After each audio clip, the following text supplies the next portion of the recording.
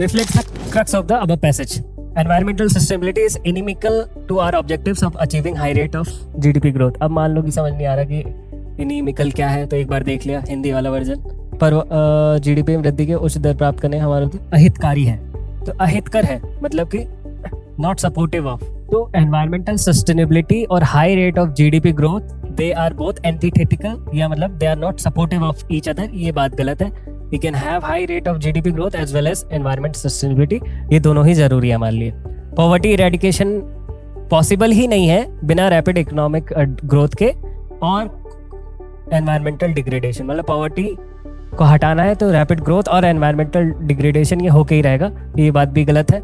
ज़रूरी नहीं है, एनवायरमेंटल सस्टेनेबिलिटी के साथ भी आप पॉवर्टी रिड्यूस कर सकते हैं। मेंटेनिंग हाई एनवायरमेंटल स्टैंडर्ड्स, एक बहुत अच्छे एनवायरमेंटल स्टैंडर्ड्स नाउ अ प्री रिक्विजिट, अब वो बहुत ज़रूरी है टू अचीव अ स्टडी का मतलब यहाँ पे सस्टेनेबल से है, सफिशिएंट एंड इंक्लूसिव ग्रोथ। ये बहुत ही अच्छा स्टेटमेंट है और ये मोस्ट लॉजिकल और मोस्ट वारंटेड स्टेटमेंट है एज पर द GS अभी तक। With large population, rampant poverty, बहुत ज़्यादा पॉपुलेशन, बहुत ज़्यादा पॉवर्टी और लिमिटेड रिसोर्स के होते हुए आज दुनिया में environmental degradation can not be prevented and inequalities are inevitable. तो मतलब एनवायरमेंटल डिग्रेडेशन को प्रिवेंट ही नहीं किया जा सकता, इनइक्वालिटी होनी ही होनी है, तो ये बात भी गलत है।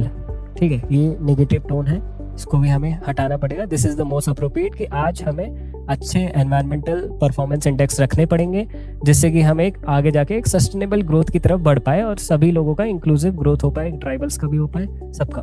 ठीक है, see is the most appropriate statement यहाँ पे।